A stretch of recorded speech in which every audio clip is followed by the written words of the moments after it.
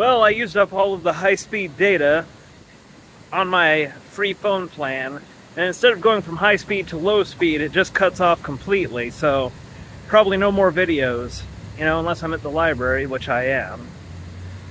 Oh, what to make a video about? You know, I was thinking about Narnia, because using the high-speed data, I realized I had some purchased Rick and Morty videos, and they stay purchased forever. So I was watching that one where Mr. Nimbus comes over, and Morty's like, "Why do you have to have so many enemies, Rick? Why is everything a fight with you?" Which is really funny, because then, while trying to get wine, he initiates a fight with an entire civilization, with time moving faster. I love it when Morty gets mad. He's like, "You want to go, Narnia? Let's fucking go." Just a funny thing for a person to say. By the way, do you like my depression beard? It's only going to get longer. That'll be a Santa Claus beard just in time for Christmas. One second. Oh yeah, anyway, the first book I read from the Narnia series was in the 6th grade, so my memory's a little spotty of it, because it's not like I've read any of them twice. But the book I read was The Magician's Nephew, which is chronologically the first Narnia tale, but it's not the first in the series. I think the first was The Lion, Witch, and the Wardrobe.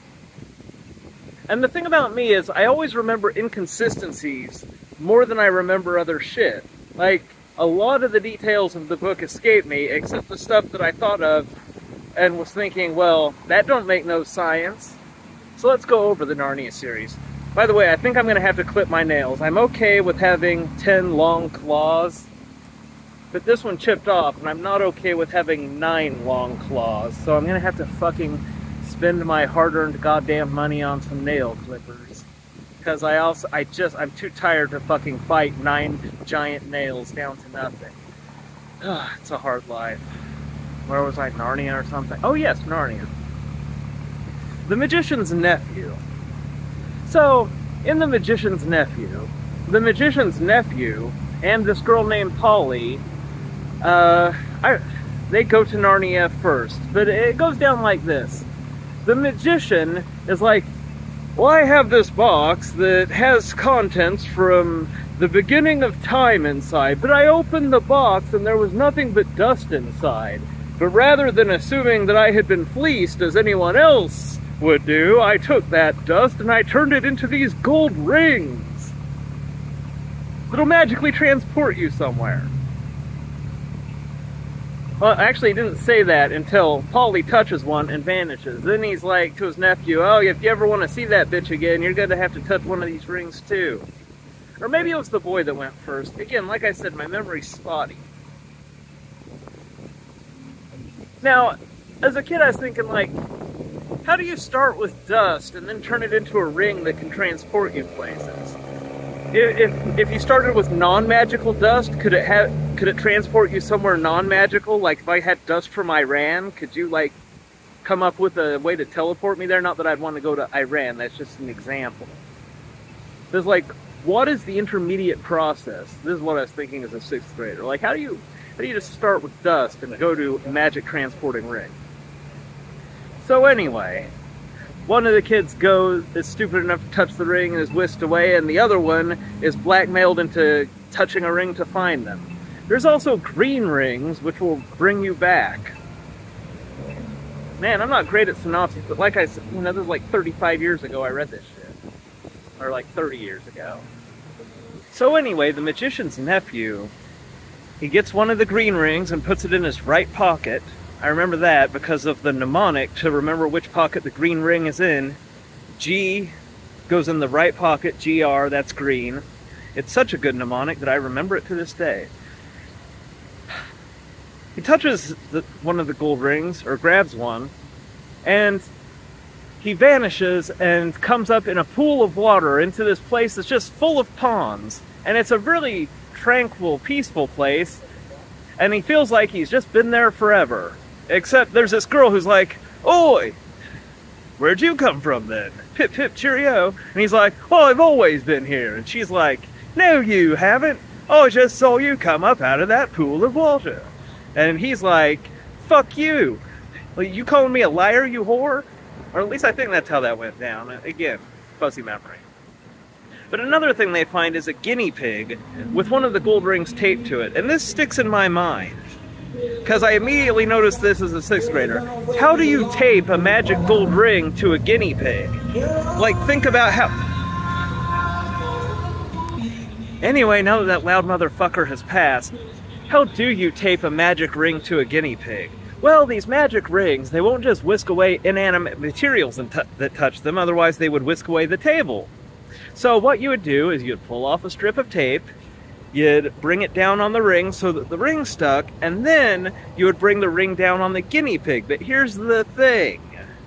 As soon as the ring touches the guinea pig, the ring and the guinea pig will vanish, and you won't have time to press the tape down onto the guinea pig's fur. And because it's fur, you would have to press it pretty hard for a while to get it to stick. So how exactly did this magician tape the gold ring to the guinea pig? I was a 6th grader and I caught that. C.S. Lewis, fucking up your game. Like I said, it's shit like that that really sticks with me. Well, I'm just going to talk about Narnia. Like, my life sucks, so, I mean, like, why not? Actually, as a brief aside to my sucky life, at least I got my food stamps. So I'm thinking about going to that CVS, getting some food. Still have about $200 left on the food stamps. Of course, I don't have any high-speed data left on the phone, but it's a free phone, so, I mean, you know. I'm not going to invest money in a better phone plan. I'm just going to go to the library and get some books and read to save up my money. For what? Who knows? There's no end to misery in sight. The only thing I have going for me is that I can keep track of my depression beard and see it grow every day. You're like, this is how long I've been horribly fucking depressed. Quite a while. Oh yeah, well anyway, after the magician's nephew calls Polly a whore for calling him a liar, they work all that out. And so they go to another pool of water that's in this space between spaces, and they touch their green rings. And they go to this dying world. It has a red giant sun. They're looking around, and there's a frozen statue of a woman, but it's really just a woman in some sort of suspended animation.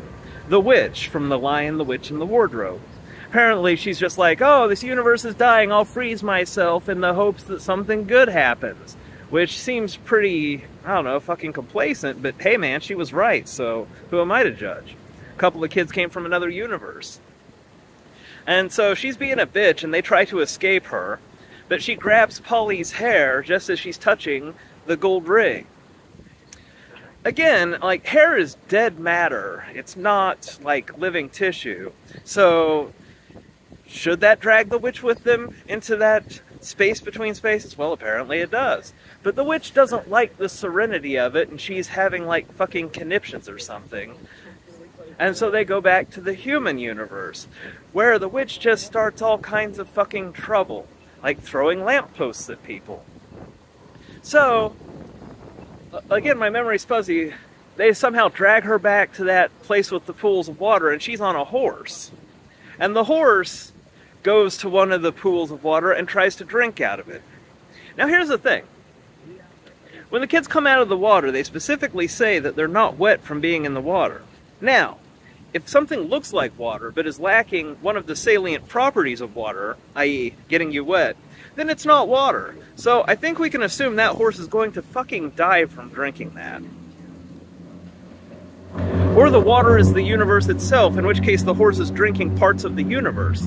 Because they look at where the witch came from, and her pool of water has dried up. Apparently the only thing keeping it in existence was the one living being, the witch, and as soon as she's out of it, the whole thing dries up. These are the things that I think about when I'm reading the Narnia tale. So, while the horse is drinking the water, one of the kids touches a gold ring to the horse, and they all go to Narnia, and it's completely dark, and Aslan the lion creates Narnia right in front of them. Now here's another thing you gotta think about. Narnia is this magical land populated with animals, but if I was one of the animals in Narnia, I would think to myself, isn't it a little suspicious that this universe of animals was created by an apex predator? I would suspect that my God created my universe for the sole purpose of, like, a giant magical smorgasbord. That does seem like the logical thing to conclude when your god is an apex predator. That's just me, though. Anyway, like, again, most of the details escape me. These irresponsible fucking kids just leave this witch in Narnia. It's like, drag this witch out of a dying universe and plop her into a new universe so she can fuck shit up in perpetuity. These fucking kids. I guess it runs in the family, though, because, I mean, that magician, he's doing irresponsible shit like giving kids magic rings with no guarantee they're gonna return. Although that is pretty smart of him. Like, if I made magical rings that whisked you off to some unknown place, I would probably test them on something that wasn't me, you know, just to be safe. Here's what really, like, the thing that bothered me about the book is, at the end of it, they just bury these rings. These magic rings, they bury them. And a tree grows where those rings were, and that becomes the wardrobe that later whisks kids off to Narnia. But if I had some magic fucking rings that were the equivalent of interdimensional fucking travel, I'd experiment around with that shit. A little, at least. Not with my own universe, but you know what I would do is I would go to that pool, that in-between universes bunch of pools of water. I'd try different pools of water. Now, time runs faster in Narnia, we know this. So it stands to reason that there would also be pools of water you could go to where time ran slower. So what I would do is I would put some money in a money market account before I went and investigated any of these other pools of water, just in case time ran slower, and I got back and 50 years passed. I'd be like, oh shit, 50 years passed. Everybody I know is dead, but I'm rich. Even as a 6th grader, I thought that. I especially think that now that I'm poor. Man, it'd be nice to just go into stasis for a while and let interest accrue. Of course, with the fucking economy, probably wouldn't work like that. I'd get back and be like, oh, your bank went bankrupt. It's a fucking world. You can't even use magic to get ahead. Where was I? Oh yeah. So, like, one of the things that I would do is I would investigate one pool of water, see what that universe is like, go to the pool of water next to it, investigate that, see what that's like, and then what I would do is I'd go back to that universe with the pools of water and I'd cut a little trench between the two pools of water, letting the water mix, and then I'd go and see if it fucked up those universes. I mean, that's really irresponsible, but I wouldn't fuck up my own universe. I'd be really interested. I would be learning. How does the water work? Is the water the universe itself? Did that horse drink some of the universe? Inquiring minds need to know. I mean, one thing we already know is that the universes really care about living things. Because, again, as soon as the last living thing is taken out of the dying universe, the pool of water dries up. The rings don't transport inanimate objects. It has to be a living thing that touches it. So, that's interesting. But is it all there is to know? Not even close. I wouldn't be burying any fucking rings. I'd be investigating. These kids, in addition to being reckless, they're not even reckless in ways that allow them to learn interesting shit. I give the kids in The Magician's Nephew like a D- on their curiosity. Anyway, I guess that's a video for you.